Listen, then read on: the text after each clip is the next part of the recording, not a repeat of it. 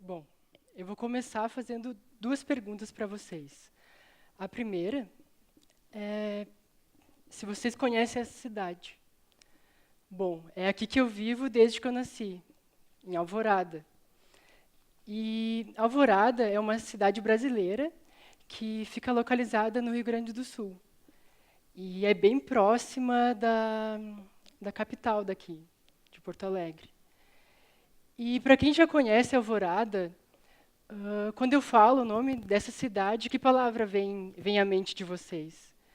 Então, eu fiz essa mesma pergunta, só que para moradores da cidade. E a resposta que eu tive foi a seguinte: para eles, as palavras que mais caracterizam Alvorada são palavras como assalto, sujeira, medo, abandono, insegurança, descaso, vergonha.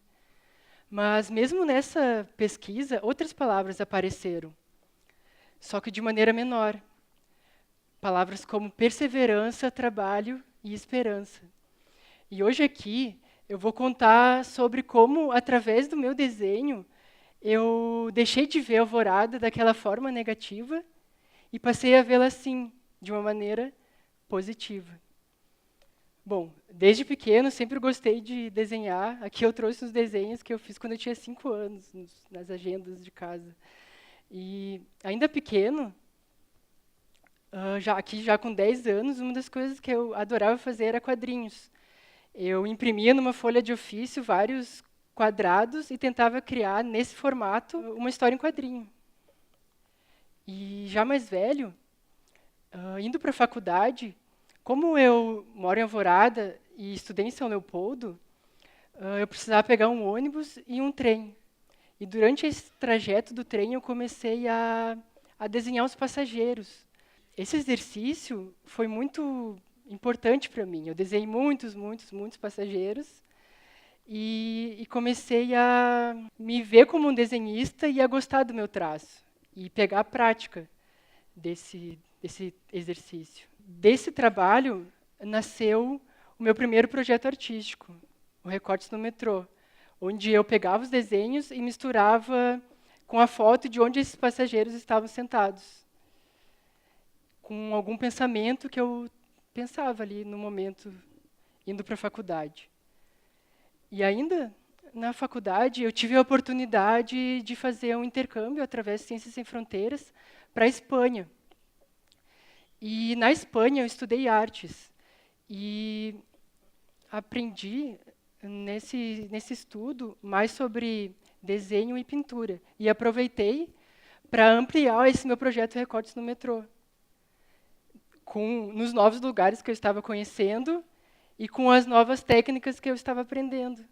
Bom, na Espanha eu tive a oportunidade de conhecer vários lugares. E quando eu voltei para o Brasil, eu percebi que eu não conhecia a minha própria cidade. E logo que eu cheguei aqui, eu tive a oportunidade de trabalhar como diagramador no jornal local de Alvorada. E diagramador e chargista.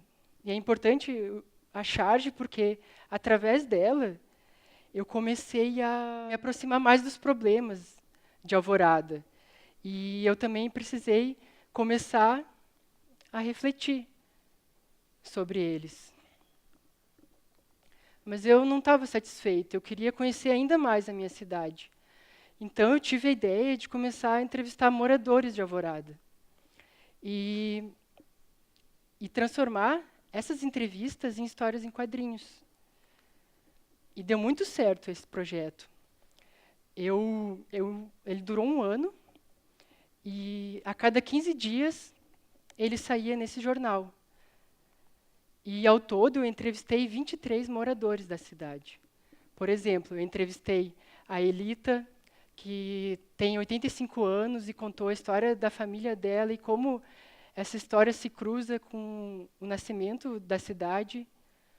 Eu entrevistei o seu Luiz, que vende churros em Alvorada há mais de 30 anos e sustentou a família inteira com esse trabalho. Eu entrevistei o Bento, que também trabalha há mais de 30 anos, só que vendendo revistas. Eu entrevistei o morador de rua, José, que contou a história dele de amizade com aquele cachorro, o Tito. E entrevistei a mãe Lelê, que falou sobre a história dela e a história da religião dela. Entrevistei também o José Damião, que falou sobre a história dele, que se cruza com uma tragédia que aconteceu em Alvorada, que foi a enchente em 2015, e ele salvou mais de 120 cachorros nessa enchente. E foi um aprendizado muito grande conhecer essas histórias e as outras que eu não pude mostrar aqui, porque eu cresci tanto artisticamente quanto pessoalmente. Mas, acima de tudo, eu comecei a, então, conhecer a minha cidade. Eu, por exemplo, com o Jorge da Lagoa, aquele da foto anterior, eu aprendi sobre o patrimônio ambiental que a Alvorada possui. Com a Bernadette, eu aprendi sobre a riqueza arquitetônica de Alvorada. Com Elita, sobre a importância de preservarmos o passado da cidade. Com o José e o Tito, o valor de uma amizade mesmo em situações tão adversas. Com a Rita, recicladora, eu aprendi sobre a luta por uma vida digna através do trabalho. Aqui é a Rita, com a sua história publicada.